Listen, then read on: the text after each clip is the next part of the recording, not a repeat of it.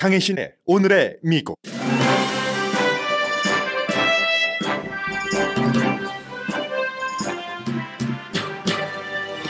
미국과 세계를 큰 혼란에 빠지게 할 수 있는 채무 상한선 협상이 이번 주말에 마무리될 가능성이 있다고 공화당 하원 의장이 말했습니다. 바이든 대통령은 쿼드 정상회담과 파푸아 뉴기니 방문도 취소하고 채무 상한선 협상을 한다고 밝혔습니다. 타결되지 않으면 큰 혼란에 빠질 수 있는 채무 상한선. 민주당은 바이든 대통령이 공화당이 주장하는 사회보장기금 삭감에서 너무 많은 양보를 할까봐 걱정하고 여전히 공화당 하원 의장이 시한폭탄을 들고 있는 셈이어서 협상이 마무리될 때까진 결과를 알 수 없습니다. 어제는 한인 후보도 출마한 선거를 포함해 미국 주요 지역에서 중요한 선거들이 치러졌습니다. 펜실베니아주 선거 결과 민주당이 주 하원 다수당을 유지하게 됐습니다. 낙태와 관련해서 중요한 결과입니다. 필라델피아 시장 선거는 공화당 한인 후보 데이빗 오를 누르고 민주당 후보 셔럴 파커가 최초의 필라델피아 여성 시장으로 당선됐습니다. 미국에서 공화당이 주도하는 가장 큰 도시는 플로리다주의 잭슨빌입니다. 잭슨빌에서는 민주당 시장이 탄생해 론 디센티스 공화당 주지사에게 큰 타격을 줬습니다. 켄터키주에서는 트럼프 전 대통령이 지지한 데니엘 카메룬이 주지사 예비선거에서 승리했습니다. 또 공화당이 주도하는 노스캐롤라이나주에서는 주지사의 비토를 다수당인 공화당이 비토함으로써 임신 12주일 이후의 낙태는 노스캐롤라이나주에서는 곧 금지됩니다. 플로리다와 아이다호주가 텍사스주를 돕기 위해서 텍사스주로 법 집행관과 항공기 등을 보냅니다. 국경 수비 때문입니다. 미국 직장인 10명 가운데 6명은 고용주가 인종차별을 막기 위해 개입해 주길 원합니다. 비밀 경호원이 상주하는 잭 설리번 국가안보보좌관의 집에 괴한이 침입해 지금 후속 조치를 논의하고 있습니다. 뉴멕시코주 파밍턴 대량 총격 사건 범인은 고등학생으로 밝혀졌습니다. 트럼프 전 대통령이 출연한 타운홀 미팅 사회를 본 케이틀란 컬린스가 CNN 프라임타임 앵커로 결정됐습니다. 텔레비전 앵커 가운데 최연소입니다. 여러분 안녕하십니까? 오늘의 미국 강혜신입니다. 오늘 월스트리트를 포함을 해서 많은 경제 전문가들이 연방의회 의원들에게 편지를 보내고 경고장을 보냅니다. 어제도 잘 알려진 비즈니스 전문가들이 편지를 보냈는데 월스트리트과 그 비즈니스 리더들은 지금 채무 상한선이 타결이 되지 않으면은 그러면 이제 여러 가지 지금 미국이 지고 있는 빚이 31조 이상이죠. 31조 4천 달러인데 그 31조 4천 달러를 누가 쥐고 있느냐면은 예를 들어서 은퇴 기금이요. 그 리타이어 펀드도 말하자면 주인처럼 갖고 있는 거고 개인 기타 정부도 많이 소유하고 있고 하는데 이런 모든 것들이 다 빚을 못 갚을 경우 어떻게 되는가 일자리가 당장 800만 개가 줄어든다 등등 이걸 해라 하는 압력을 하고 있습니다. 미국이 채무 불이행 직전까지 간 적은 있지만 채무 불이행이 대대적으로 시행된 적이 없기 때문에 만약에 이번에 이제 그 바이든 대통령 백악관에서 히로시마로 떠날 준비를 하고 있는데 채무 불이행이 된다면은 그야말로 미국은 빚을 지고 나서 그 빚을 갚을 능력조차 없는 이게 빚을 질 수 있는 그 능력을 더 액수를 늘리는 거기 때문에 어떠한 방법으로 돈을 찍어내든 어떻게 하든 어쨌든 미국이 빚이 이것보단 더 질 수 있다 하는 것이 채무 상한선으로 올리는 건데 그렇게 올려놓고 나서 지금 31조 4천억 달러가 됐는데 갚을 능력도 없고 갚을 능력이라는 것이 정치인들이 합의만 하면은 되는데 그 합의를 해주지 않는구나. 정치적인 능력이 없구나. 이게 이제 국내외로 다 알려주는 거죠. 그래서 지난번에도 2011년도에 바이든 그 당시에 거의 이제 채무 불이행이 되려고 하던 그때 막 주식시장 엄청나게 폭락했었습니다. 그런 일들 다시 있어서는 안 된다. 뭐 민주당의 척 슈머 상원 그 원내대표 어제 백악관에서 미팅 끝낸 뒤에 한 얘기고요. 1960년 이후에 미국의 채무 상한선은 올리거나 조정되거나 뭐 수정되거나 한 게 78번이고 트럼프 당시에도 3번이나 올렸었습니다. 그래서 이제 좋은 뉴스는 채무 불이행은 이미 테이블에서 내려졌다. 이게 이제 케빈 맥카티 여러 가지를 쥐고 있는 사람입니다. 하원 의장이 한 얘기거든요. BBC 방송 기자가 뭐 좀 진전이 있었다. 어제 미팅하고 나서 케빈 맥카티 하원 의장이 진전이 있었고 더군다나 백악관에서 2명의 바이든 대통령의 스텝을 직접적으로 케빈 맥카티 그 하원 의장 오피스와 일을 하도록 딱 누구누구를 지정을 했다. 이게 좀 발전된 그런 그 상황이다라고 답변을 했을 때 BBC 방송이 그래도요. 아직도 채무 불이행 갈 가능성 있습니까? 하니까 아니요. 그건 없습니다라고 얘기는 일단 했습니다. 그런 것이고 그리고 이제 그런데 아직도 갈 길은 멀다고 얘기를 한 것처럼 삭감하라고 하는 내용 그 빌릴 수 있는 능력은 올려줄 테니까 뭐 좀 삭감해야 하는 그런 것들과 또 기간 같은 것이 공화당과 민주당이 맞질 않습니다. 공화당은 삭감과 함께 지금 정부 보조를 받고 계시는 분들이요. 그런 분들이 이제 일하고 있다. 계속 일자리도 찾고 있다 하는 증명을 강화하라고 하고 이게 이제 푸드 스탬프를 혜택을 받고 계시는 분, 그 서플멘트를 받고 계시는 분들께 가장 많이 해당이 되는 겁니다. 그랬더니 어제 그 자리에 있었던 민주당의 그 하킴 제프리스 민주당 하원 지도자가 그렇게 해봐야 이 푸드 서플먼트, 푸드 스탬프 같은 경우는 10년 동안 110억 달러만 절약할 수 있다. 10년 동안 1년이 아니라 1년에 그럼 뭐 한 11억 달러 절약한다는 거잖아요. 그런데 지금 미국이 지고 있는 빚은 이미 31조 4천억 달러입니다. 31조 4천억 달러에 10년 동안 11억 달러면 조족지열이다. 제가 계산해 봤더니 2,854분의 1입니다. 그것도 10년 동안이니까 이걸 또 10분의 1로 낮추면 거기에 또 공이 또 붙어야지 되는 거죠. 그러면서 캘리포니아주가 이제 지역구에서 푸드 스탬프를 받으시는 분들이 당연히 많겠죠. 그러니까 이제 이런 하원 의원이 얘기를 하는 겁니다. 피트 아귀일라 하원 의원이 하루에 그래봐야 6달러인데 그것도 또 어린이들 입에 6달러로 음식을 넣으려고 하는 것을 뺏는 것과 똑같다. 그렇기 때문에 민주당이 지금 이런 부분들을 얼마나 그 케빈 맥카티 하원 의장에게 양보를 할까. 민주당 의원들이 지역구와 연관해서 굉장히 걱정을 하고 있습니다. 바이든 대통령은 거듭해서 얘기를 하죠. 채무 상한선 올리는 것과 예를 들어서 뭐 푸드 스탬프를 포함한 여러 가지는 연방 정부의 그 예산이잖아요. 예산이고 지출인데 연방 정부의 정규적인 예산 지출과 이 채무 상한선 올리는 것과는 별개로 해야지 된다. 인질로 잡으면 안 된다라고 하면서 드디어 이제 오늘 히로시마로 떠나지만 쿼드 미팅을 호주에서 열기로 했습니다. 미국, 일본, 캐나다, 인도가 중국을 겨냥해서 인도 태평양 지역에서 여러 가지 하는 그것은 이제 호주를 방문을 취소를 했고 호주 방문 취소는 그래도 G7 정상회담 19일부터 21일까지 있고 일요일 날 바로 또 이 채무 상한선 회담을 하러 대통령은 오거든요. 뭐 가서도 당연히 여기에 대한 브리핑을 많이 받겠죠. 일본에서도.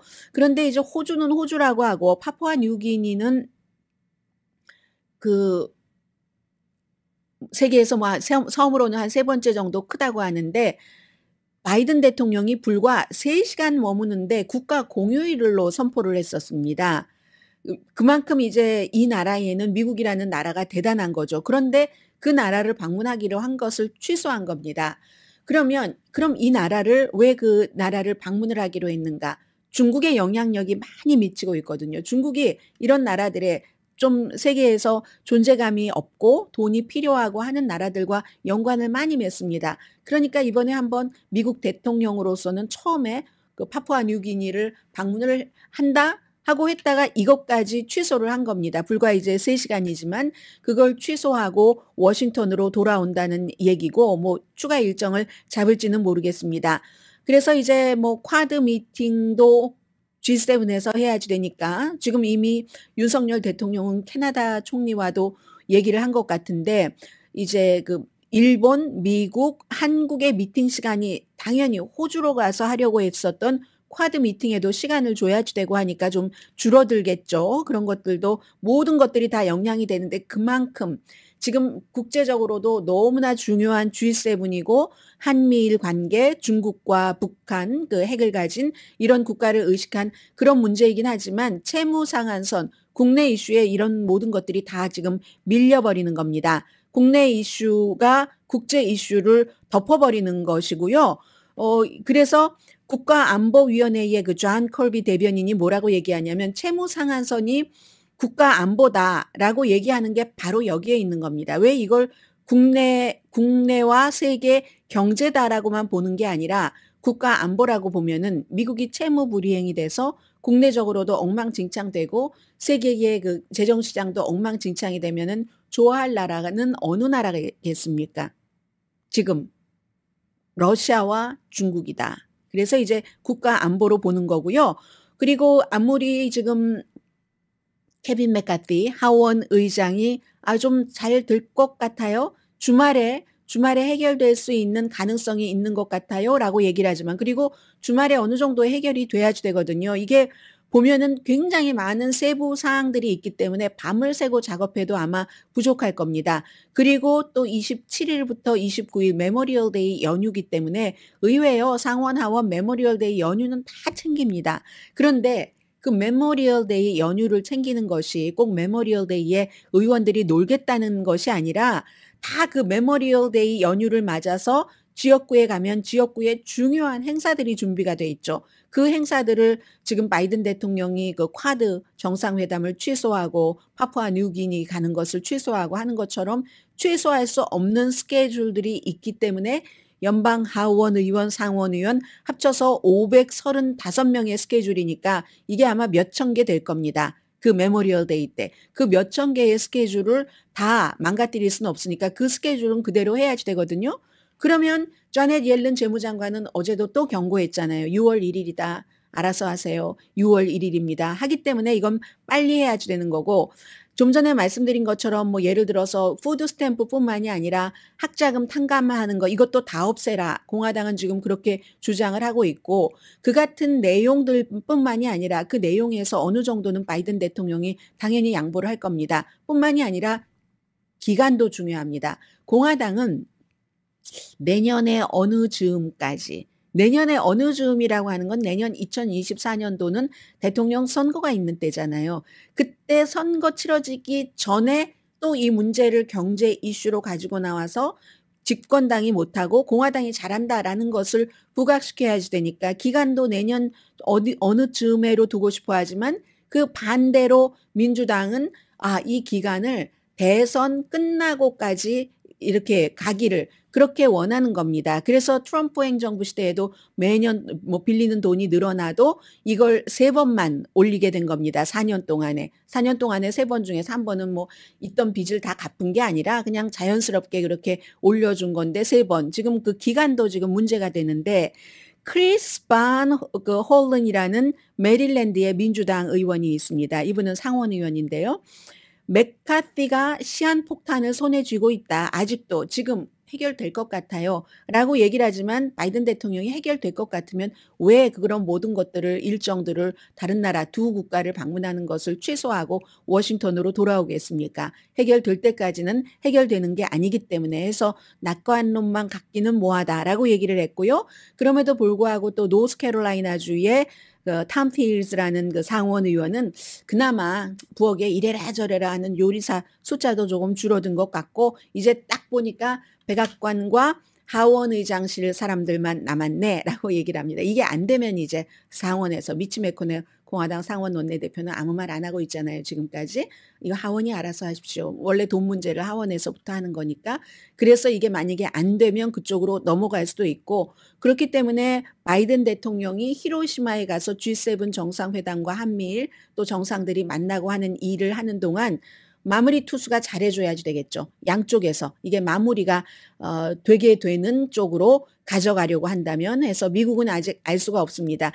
채무 상한선이 올려지고 나면은 이 방송을 듣고 계신 모든 분들께 아무런 그 해가 없지만 만약에 그것이 협상이 실패가 되면 이 방송을 듣고 계신 모든 분들께 다 큰 영향이 미치게 됩니다. 그리고 그 영향은 거의가 나쁜 영향이 되게 됩니다. 그렇기 때문에 세계에서 지금 미국의 이 뉴스를 쳐다보고 있는 겁니다.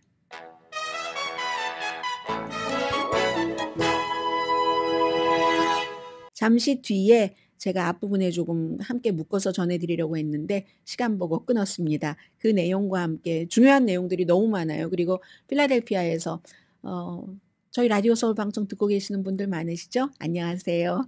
펜실베니아와 필라델피아가 어느 땐가부터 공화당 민주당이 막 싸움을 하면서 우리가 다수야, 당신네가 다수야 하게 됐는데 데이빗 오 후보는 떨어지셨네요. 그 필라델피아 시장 선거에서. 잠시 뒤에 제가 여러 지역의 선거를 아주 간단하게 헤드라인 정도만 말씀을 드릴 텐데요. 주로 그 모든 것에서 미국의 지금 정치 사회 분위기가 파악이 됩니다. 잠시 뒤에 뵙겠습니다.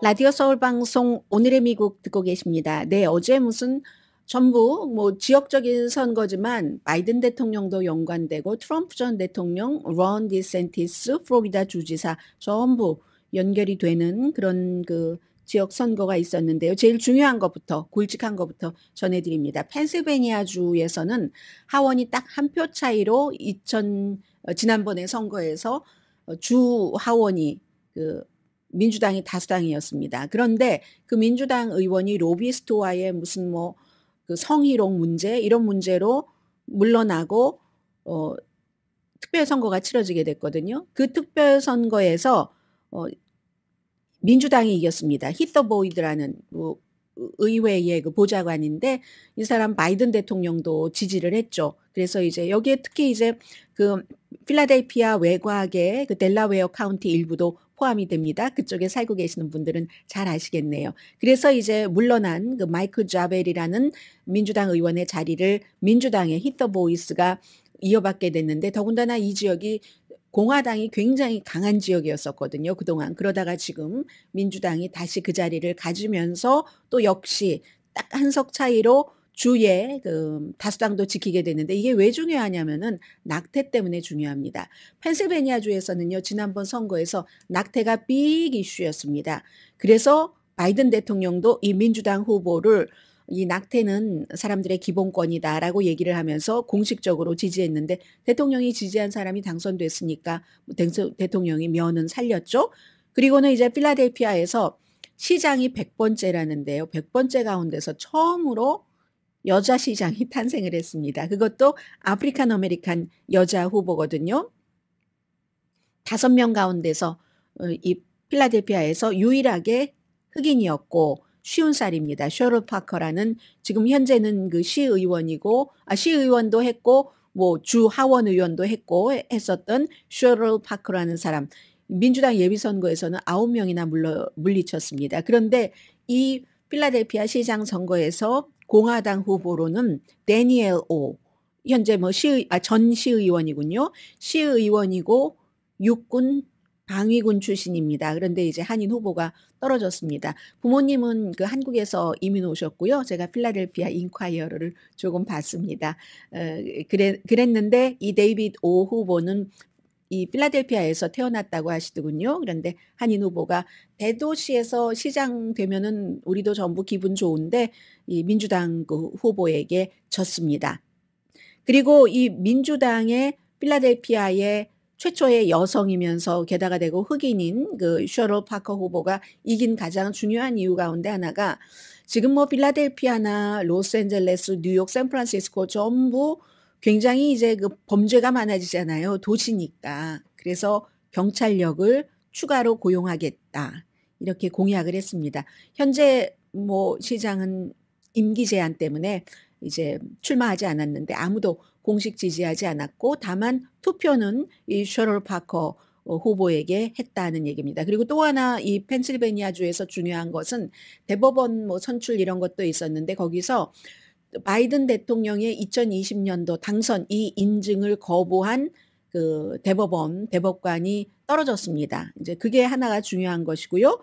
플로리다주의 잭슨빌로 가면은 잭슨빌이 이렇게 로스앤젤레스나 뉴욕 같은 데는 도시인데 굉장히 인구가 많죠.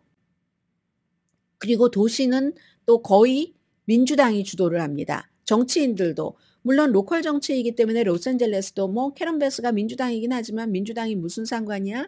예전에 얼마 전에 숨진 리처드 리오던 전 공화당 그 시장도 공화당이지만 그게 별로 뭐 당색이 없었잖아 하는데 알게 모르게 뭐 당색이 미칠 수도 있고 그리고 자연스럽게 그냥 도시는 거의 모든 시장이 이제 민주당으로 가는데 요즘에 이제 가끔 바뀌는 곳도 있습니다만 공화당은 잭슨빌이 공화당 가운데서는 인구가 가장 많은 도시입니다.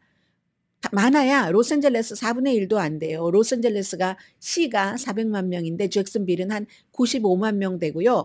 텍사스의 폴트 그 텍사스 지역도 굉장히 이제 보수적인 곳이 많기 때문에 사람들이 텍사스도 뭐 굉장히 인구도 많고 하니까 많지 않을까 하는데 그 포트 월스 같은 경우가 이제 공화당 색깔이 그 군 기지가 있고 하니까는요. 군인들은 대체적으로 이제 보수적이고 공화당입니다.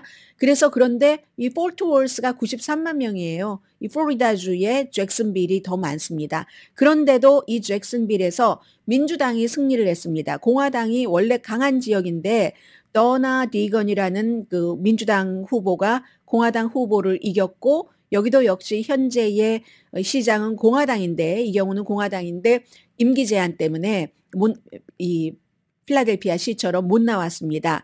그리고 이 비슷한 게 많네요. 필라델피아와 이 잭슨빌도 첫 번째 여성 시장이랍니다. 이번이 어제 치러진 선거가 결선이거든요. 방송국 저널리스트 앵커고요. 당연히 론 디센티스 플로리다 주지사가 공화당 후보를 지지를 했었죠. 그런데 그가 지지한 공화당 후보가 떨어졌습니다. 그리고 켄터키주를 말씀드리자면은 여기는 이제 트럼프 전 대통령이 개입이 되는데 예비 선거니까 간단히 말씀드리겠습니다. 데니엘 카메룬이 공화당 주지사 예비 선거에서 승리했습니다. 트럼프 전 대통령이 지지한. 그래서 뭐 켄터키 검찰총장이고요. 이 사람은 트럼프 전 대통령만 지지한 게 아니라 미치 매코넬과 동맹이기도 합니다. 그래서 공화당 주지사 후보로 됐으니까 현재의 켄터키 주지사가 민주당이거든요. 에디 베셔. 뭐 남부인데도 민주당이 주지사예요. 그래서 이제 11월 달에 서로 결선을 치르게 됩니다. 이제 선거는 이 정도이고요. 그리고는 이제 공화당이 주도하는 노스캐롤라이나주에서 주지사가 노스캐롤라이나주인데도 또 주지사는 민주당이었어요. 이 민주당 주지사가 이제 의회에서 가지고 온 것을 비토했는데 의회가 주지사는 민주당이지만 공화당이 다수당이기 때문에 그걸 뒤집었습니다.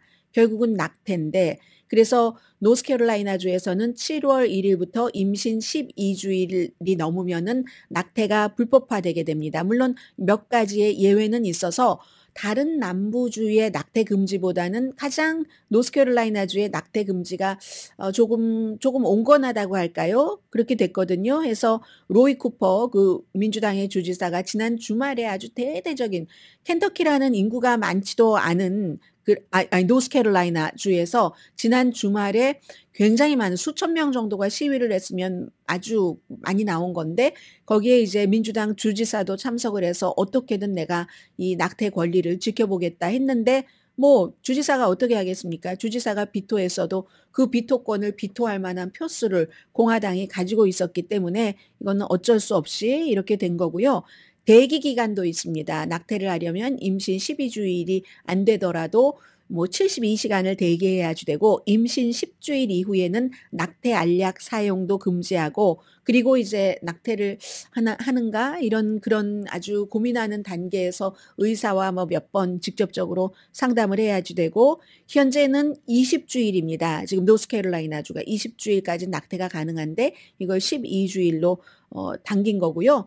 테네시 같은 이웃이죠. 그런 그 주에서는 연방 대법원이 로앤 웨이드 그 판결을 뒤집고 난 뒤에 뭐 불과 몇 개월 뒤에 6주일 넘으면 안 되게 뭐 텍사스도 6주일이고 플로리다도 6주일이고 사우스캐롤라이나주도 지금 임신 6주일로 논의를 낙태 금지를 하는 기간을 하고 있고 그에 비해서는 노스캐롤라이나가 2배 길잖아요. 12주일이 되는 거고 그런데 이것도 또 끝이 아닐 수가 있는 게 노스캐롤라이나주의 민주당 의장이 앤더슨 클레이튼이라는 사람인데 이분이 야, 이게 결국은 2024년도 큰 선거로 가는 모든 그 선거에 활력을 집어넣을 것이다. 지난번 선거에서 펜실베니아주에서 낙태 때문에 여성들이 많이 나가고 도시 인근의 여성들이 많이 나가서 이제 바이든에게 투표를 했던 것처럼 그렇게 될 거라는 겁니다.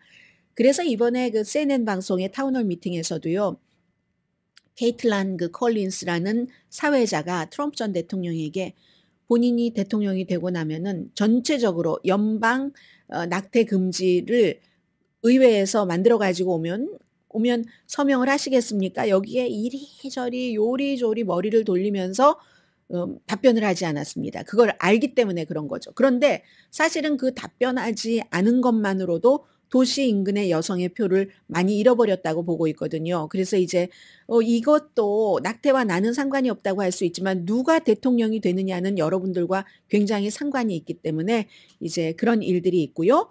그리고 또 공화당 주들이 서로 이렇게 뭉치는 것들을 많이 하거든요, 요즘에. 물론 민주당도 그렇습니다만은 해서 플로리다의 주지사와 아이다호의 주지사가 지금 텍사스 주지사가 너무 힘들다 하면서 텍사스주에 보낼 수 있는 많은 것을 이미 보내기 시작했습니다. 텍사스주의 그레그 에버트 주지사가 공화당 주지사들에게 쭉 편지를 보냈어요. 우리가 이 타이틀 42라는 트럼프 시대부터 시작해서 바이든 때까지 이어왔던 팬데믹이기 때문에 어디서 어떠한 그 건강 상태가 나쁜 사람들이 들어올지도 모르고 하니까 남북 국경을 막았다가 5월 11일부터 이제 팬데믹 비상사태가 연방에서 끝났으니까 열어서 우리 텍사스는 지금 죽겠습니다. 뭐 좀 도와주십시오 하는 편지를 쫙 보냈어요. 그랬더니 론 디센티스 플로리다 주지사가 1,100명을 보냈는데 그 가운데서 800명이 주방위군, 200명은 경관, 게다가 5대의 항공기, 뭐 이런 여러 가지 지원 뭐 또 많습니다. 뭐 하이웨이 순찰대원도 보내고 플로리다주에 바다가 있고 하니까 어류, 야생동물 보호위원회 담당자, 뭐 이민 뭐 이런 것과 관련이 있으니까는요. 지역 또 20명의 비상관리, 무슨 스페셜리스트, 물류 전문가 등등등등 많은 사람 우리 할 수 있는 거 다 하겠습니다 했고요. 아이다호의 브래드 리틀 역시 그 공화당 주지사입니다. 얼만큼인지 밝히진 않았지만 주 경찰을 보낸다 하고 얘기를 했고 이런 게 처음이 아닙니다. 2021년도에도 론 디센티스 플로리다 주지사가 법집행관을 텍사스주에 100명을 보냈고 지난해 6월입니다. 아이다호 주지사도 주경찰을 텍사스주에 보냈습니다. 그리고 어떤 때는 서로 협업을 해서 이민자들을 다른 그 생추어리 시리라는 이민에 관대한 그런 곳에 많이 보내고 있잖아요. 이런 일이 있고 그런데 국토안보부는 오히려 5월 11일 이후부터 지금 국경에 사람들이 막 들어오는 것이 지난주에 비해서 반으로 줄어들었다고 하잖아요. 지금 펜실베니아주의 필라델피아 시장 얼굴이 보이고 있네요. 파커 시장 얼굴. 최초의 여성 시장이고 아프리칸 아메리칸 시장이라서요. 그래서 이제 국토안보부는 오히려 반으로 줄어들었다. 이렇게 얘기를 했고 물론 이게 장기간 그럴지는 알 수가 없습니다. 왜냐하면 직전에 더 많은 사람이 왔기 때문에 지금 그럴 수도 있고 백악관 대변인이 이 그레그 에버트 텍사스 주지사와 론 디센티스 플로리다 주지사가 정치 스턴트를 하시네요. 뭐 이렇게 얘기는 했지만 아무튼 미국이 이런 분위기입니다. 그래서 공화당주는 정치인들끼리 공화당주대로 민주당은 뭐 민주당대로 이렇게 똘똘 뭉치면서 뭉치는 건 좋은데 항상 거기에 또 이제 균열과 분열이 생기잖아요. 이런 분위기입니다. 잠시 뒤에는 여러분들께서는 직장 생활을 하실 때 인종차별에 대해서 생각을 해보신 적이 계신지 모르겠어요. 혹시 거의 한국 분들이 직장인인 그런 직장에 다니시는 분들도 계시지만 그런 분들 가운데서는 그 한국 직장에서 다른 일, 좀 누구나 할 수 있는 단순 노동을 하는 그런 분은 한국 분이 아닐 수도 있잖아요. 혹시나 여러분들의 마음속에는 그분들을 대하는 태도가 다르진 않았는지 내가 대우를 받고 싶으면 다른 사람도 대우를 해줘야지 되니까요. 잠시 뒤에는 직장에서의 인종차별에 대해서 직원들은 회사가 어떻게 해주기를 원하는가 이런 여론조사 결과를 조금 말씀드리겠습니다. 잠시 뒤에 뵙겠습니다. 제가요 항상 바빠요. 어떤 때는 가끔 유튜브로 보시는 분들이라면 왜 저렇게 시선이 여기저기로 가지라고 생각을 하실 텐데 저 앞쪽에는 그 네이션와이드 케이블 텔레비전이 있고 또 저쪽 앞쪽에는 로컬 텔레비전이 있고 로컬 뉴스 많이 하진 않지만 항상 보고는 있습니다. 그리고 또 이쪽에는 커머셜을 컨트롤하는 컴퓨터가 몇 대 있고 또 다른 컴퓨터가 있고 또 저쪽에도 컴퓨터 유튜브가 있고 하니까 이것저것을 한꺼번에 어떤 때는 방송을 보도를 하면서도 다 봐야지 되는 때가 있거든요. 그래서 시선이 이렇게 모두 다 사랑하리를 하고 있습니다. 잠시 뒤에 뵙겠습니다.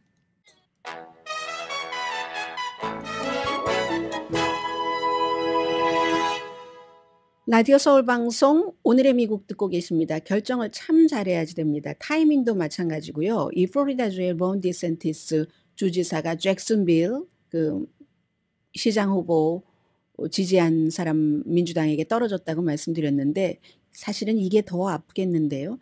트럼프 전 대통령이 지지한 사람이 켄터키주의 주지사 후보로 당선이 됐는데 검찰총장이요. 데니엘 카메론. 그런데 이 디센티스는 그 공화당의 예비 선거니까는요. 전에 이제 그 유엔 대사였던 켈리 크래프트를 지지를 공식 지지했거든요. 그러니까 디센티스가 지지한 후보가 떨어지고 트럼프 전 대통령이 지지한 후보가 붙은 건데 그런데 디센티스는 하루만 참지 선거날 또 그걸 공식 지지할 건 뭡니까? 선거날 계산을 잘못한 거죠. 이 여론조사 결과를 잘못 읽은 것을 누군가가 디센티스 주지사에게 가져다 줘서 그 사람 곤란하겠네요. 그렇게 됐습니다. 자, 지금 오늘 악시오스에서 제가 본 거거든요. 그런데 악시오스가 에델먼 트러스트 바로미터라고 이런 것을 많이 그 조사하는 그런 기구와 쭉 그 분석을 해놓은 것을 정리를 한 겁니다. 직장인들의 미국 사람들 10명 가운데 6명은 직장에서 인종차별에 대해서 뭔가를 좀 해주기를 원한답니다. 그래서 그 도표를 먼저 보면은요, 전체적으로 62%고, 그게 특히 아프리칸 아메리칸의 경우는 74%, 에이시안이 오히려 히스패닉이나 와이트보다 많습니다. 와이시아 뭐 그렇다고. 근데 와이트도 생각보다 많네요. 전체적으로는 62%가 아니 직장이 인종에 대해서 뭔가를 개입을 해서 일을 해야지 하는데 블랙이 74%, 에이시안 71%, 히스패닉 60%, 와이트도 60%나 되거든요. 와이트이 뭐 다른 사람을 위해서 뭘 해주세요. 이런 사람도 있겠지만 어쨌든 다들 각 인종이 우리를 위해서 공정하게 해달라는 것 아니겠어요? 그런데 백인도 60%나 된다는 것. 그리고 정치적인 것으로 보면은 민주당이 67%, 무당파가 66% 거의 비슷하네요. 여기서는 성향이 공화당도 53%나 직장에서 직장인으로서는 정치 뭐 투표하고 이럴 때가 아니라 내가 직장인으로서는 민주당이든 공화당이건 어쨌든 인종적으로 뭔가를 회사에서 해주기를 원한다 하는 거고요. 그리고 그와 거의 비슷하게 62%는 회사가 직장과 지역사회에서 인종차별 문제를 해결하겠다고 이제 큰 회사를 얘기를 하겠죠. 약속을 해놓고도 그 약속을 뭐 그럭저럭 지키는 둥 마는 둥 하거나 평균보다도 못한다. 이렇게 답변을 했습니다. 그리고 그건 지난해보다 올해 더하답니다. 8% 그런 생각을 올해가 더 나빠졌어? 이렇게 생각하는 사람이 8%고요. 여성의 65%, 남성의 58%가 지난해보다 우리 회사가 올해 더 인종차별 이거 신경 안 쓰는 것 같아 라고 얘기를 했습니다. 대부분의 직장인은 왜 이런 하나마나한 말을 기사에 썼을까요?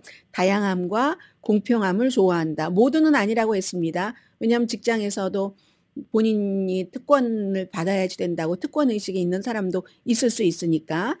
그래서 이건 이 얘기하려고 그랬군요. 왜냐하면 지금 공화당이 주도하는 많은 주에서 여러 가지로 그 워크라고 해서 깨어남, 마치 계몽 이런 것식으로 예전에는 뭐 폴리티컬 코렉션이라고도 하고 뭐 등등 해서 뭔가를 자꾸 바꾸고 뭐 이렇게 하려고 하는 것을 안 하려고 이렇게 해보려고 해도 그래도 직장인들은 그렇게 생각하지 않는다는 겁니다. 다양함과 공평함, 다양함 같은 것은 다른 인종에 대해서도 많이 배우고 하는 거요.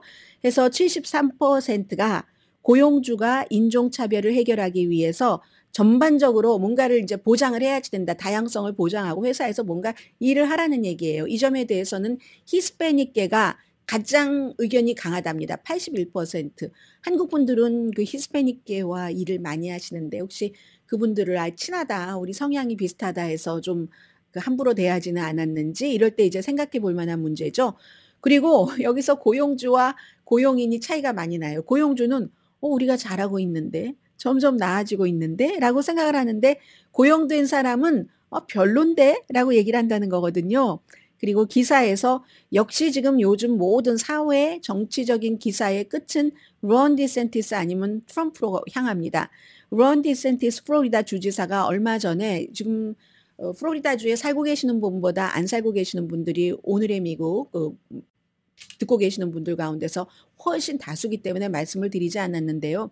굉장히 극단적인 법안에 서명을 했습니다.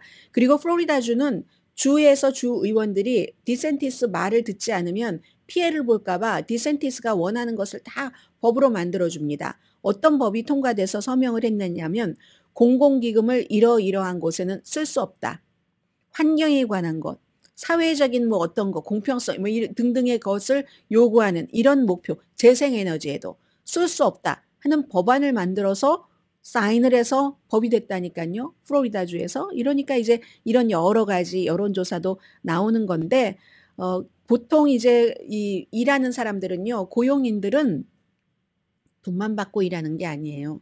요즘에는 72%가 나의 보스가 고용주가 좀 체계적으로 인종차별과 인종적으로 뭔가가 불이가 있다 할 때는 대응을 좀 했으면 좋겠다.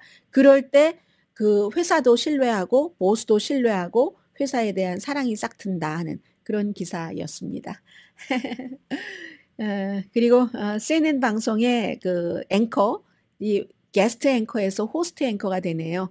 어려움을 겪더니 케이틀란 컬린스 트럼프 전 대통령 그 타운홀 미팅에서 정말 어렵게 이제 뭔가 가짜 스테이트먼트를 할 때마다 고쳐보려고 하지만 그때마다 번번이 실패하고 말았던 케이틀란 컬린스가 전에 크리스 쿠모가 맡았던 9시가 완전 황금 시간대잖아요. 그때 이제 그 자리로 갑니다. 그 뒤에는 특별하게 누구다 하는 게 없었었거든요. 크리스 쿠모가 왜냐하면 그 형 앤드류 쿠모가 뉴욕 주지사였었을 때 참 이 사람도 뭐 대선 후보 군인이 했는데 갑자기 여성 문제, 뭐 성추행, 성희롱 문제 때문에 물러나게 됐잖아요.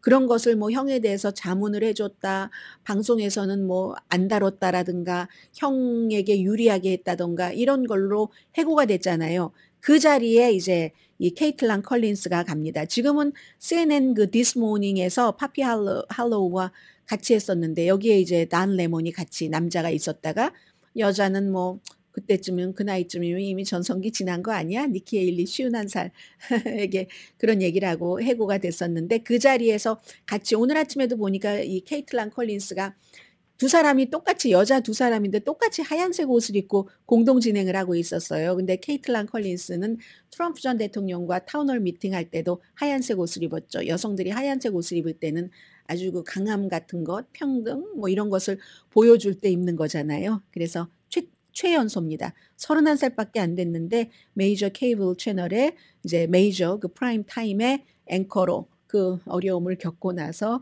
가게 됐습니다.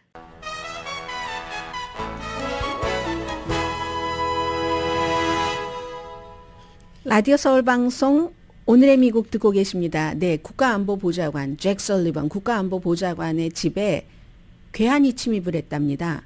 이게 워싱턴 포스트가 제일 먼저 보도한 거거든요. 그리고 조금 시간은 지났던 겁니다. 4월 말에 어느 날 새벽 3시에 워싱턴 DC 뭐 웨스트엔드 인근이랍니다.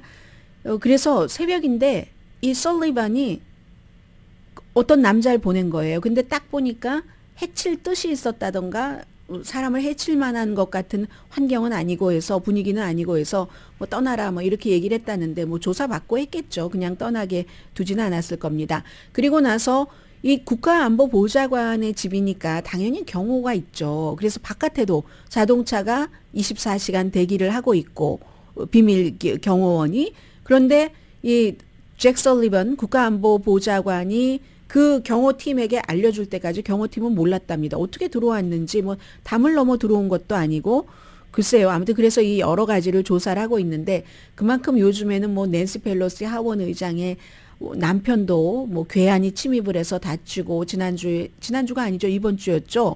버지니아주 페어팩스 그쪽에 이제 하원 의원 사무실에도 괴한이 침입을 해서 스태프과 인턴이 다쳤고 지난번에 워싱턴 DC에서 하원 의원이 본인이 사는 아파트먼트에서 엘리베이터에서 괴한이 막 주먹으로 턱을 치고 이래서 뜨거운 커피를 가지고 있어서 확 부었다는 거잖아요.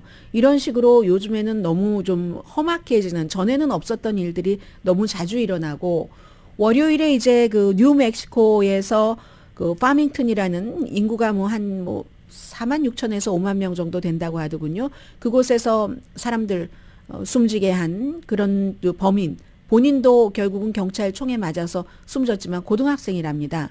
그 지역의 고등학생 18살 그런데 AR 스타일로 무작위로 한 뭐 반경 뭐 4분의 1 마일 정도를 다니면서 사람만 뭐 엄마와 딸 나이 많이 드신 분이에요. 90대도 있고 세 분인가요? 뭐 이 정도가 숨졌는데 그리고 경관도 2명이 다쳐서 경관 뭐 생명에는 지장 없다고 하고 다른 분들도 한 6분 정도 병원에서 치료받고 아직 뭐 입원해 계신 분들도 계시고 하는데 그 전에 한 집도요, 집에다가도 자동차에도 보니까 이렇게 보니까 그 총알 구멍이 있어요. 총구멍이 있어요. 그런데 집도 6채, 자동차 석대 막 그냥 총을 쏘고 다닌 거예요. 돌아다닌 거예요. 눈앞에 보이는 모든 것에 다. 그래서 2023년도에 미국에서의 대량 그 총격 사건은 그 어느 해보다도 이미 많다 하는 것들이 지금 나와 있는 거고요. 그리고는 뭐 텍사스에서도 그 소닉 레스토랑 인플로이를 총을 쏴서 살해를 한 범인이 12살이라고 하잖아요. 12살. 참 12살, 18살 제가 좀 전에 말씀드린 18살보다도 나이가 6살이 많은 총을 살 수 있는 어떠한 종류의 총도 살 수 없는 나이에 12살이 그런 사건을 저질렀고 그에 비해서 오늘 아침에 뭐 어제는 NPR 방송 오늘 아침엔 CNN에 인터뷰를 하던데 미시건주에서 동생이랑 같이 브라더와 같이 어디 뭐 숲 비슷한 데 갔다가 누군가가 브라더를 납치를 하려고 하는데 새 총으로 쏴서 그 납치도 막았고 그리고 결국은 범인도 잡았다. 이런 일들도 있기는 있지만 아무튼 굉장히 어수선한 그런 그 미국입니다. 그리고 왜 며칠 전에 그런 말씀 드렸었잖아요. 지난주에 미시건주에서 버스 기사가 평소에 조금 불편한 게 있었는데 갑자기 운전을 하다가 스쿨버스를 운전을 하다가 정신을 잃고 해서 그때 몇 살짜리였었죠? 4학년 학생인가 그랬는데 그 소년이 모든 일을 다 이제 안전하게 했잖아요. 왜 그랬는가? 그 당시에 버스에 타고 있었던 수십 명 전부 휴대폰만 봤는데 이 소년만 휴대폰을 보지 않으니까 사람에 집중하고 사물에 보고 하늘도 보고 창도 보다 그런 일을 발견을 했다는 겁니다. 부모님이요. 휴대폰 더 늦게까지 안 사주신대요. 강혜신이었습니다.